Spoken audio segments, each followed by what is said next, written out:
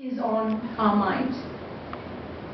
And this is partly also why it's very helpful to understand that rather than putting so much effort, it's not like we are lazy, we are very hardworking people, but we put so much emphasis on the outside, taking care of the outside. You know, there's nothing wrong having a nice house and a nice car, but if we would put a little bit of that energy looking inside, looking at our minds on a daily basis and cleaning up, just as you clean up the house, you see the dust and you see the dirt, spending a little bit of time cleaning on the inside, it's amazing how much difference that could make. So if we take ownership and if we realize that the problems are coming from the inside, then we certainly want to look, okay, so what can we do from the inside to decrease our suffering and then to eventually eliminate.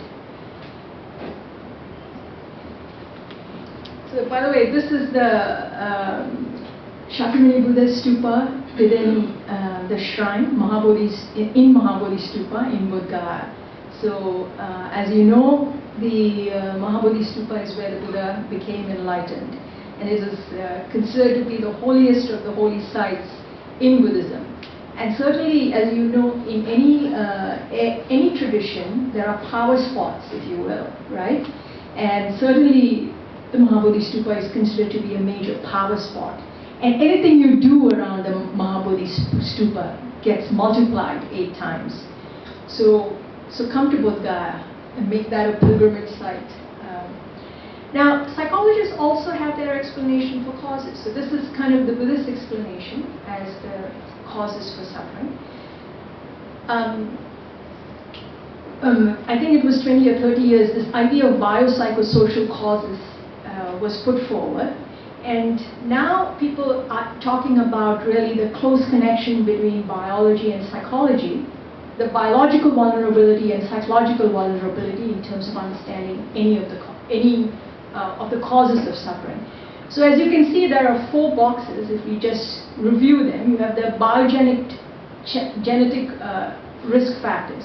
I mean, that's certainly, we look at the genes, and now there's more and more evidence that there are certain genes that are implicated in certain kinds of disorders, including neurotransmitters that are contributing, including in depression. There are predisposing temperamental factors.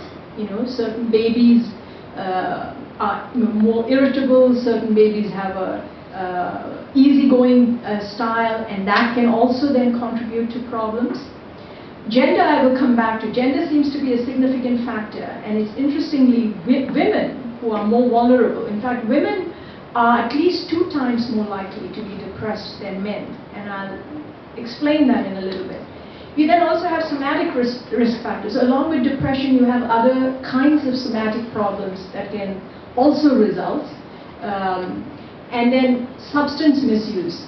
The tendency to use alcohol as a way to cope, but then it also becomes another problem as a result of that.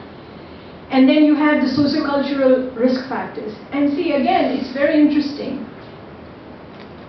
We talk about this as Western society, where there's the increased fragmentation, the breakup of families, the sense of alienation, the sense of disconnection. But now look at India. I mean, what are we doing? We are also, in some ways, following in the footsteps of the West, who are recognizing they have problems and are turning to the East for solutions. So this is part of what His Holiness is saying. We have lost touch with our own wisdom, our ancient wisdom. And so it is very, very important for us to rethink what we are doing and how we are doing and how we are going about living our lives. Why is it that we consider the Western model to be the best? There are aspects of it that we can take, but then we also have to look at what is it that we can retain within the context of our own wisdom traditions that can therefore prevent these kinds of things.